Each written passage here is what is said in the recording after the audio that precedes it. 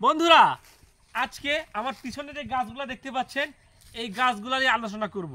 এই গাছগুলো কোনো সাধারণ গাছ নয় বন্ধু, ও অসাধারণ গাছ। আসুন আমরা এই গাছ সম্পর্কে জানি। এটা হচ্ছে যে লেবু গাছ। এই গাছে লেবু আর কাটা ছাড়া কিছুই ধরে না। এই গাছের তেমন মূল্যায়ন নাই, সারা বছর পড়ে থাকে অযত্নে। রোজার মাসে এসে এই লেবুর দাম বাড়ে। এই দেখুন গাছের কি মজবুত বন্ধন, না ধরতে ছিঁড়ে গেছে। এমন দাম বাড়ে মানুষ কিনেই খাইতে পারে না, আর সারা বছর শুধু পড়ে থাকে। বন্ধুরা, এই গাছে মানুষ বছরে 2-1 বার করে সার পানি ওষুধ দেয়, এছাড়া এই গাছের তলে মানুষ মুততেও আসে না। যাই হোক বন্ধুরা, এই গাছ আপনারা বেশি বেশি পুকুর পাড়ে লাগাবেন, তাহলে কি হবে জানেন?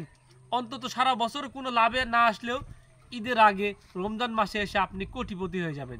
যে কারণে হতে পারে মেয়ে না পটলেও মেয়ের দাদি নানি 14 গোষ্ঠী আপনাকে প্রপোজ করবে শুধু লেবুর জন্য। যাই হোক বন্ধুরা, আপনাদের বাড়ির পাশে পুকুর পাড়ে টয়লেটের পিছনে আনাচে কানাচে এরকম লেবুর গাছ আছে কিনা অবশ্যই কমেন্টে জানাবেন।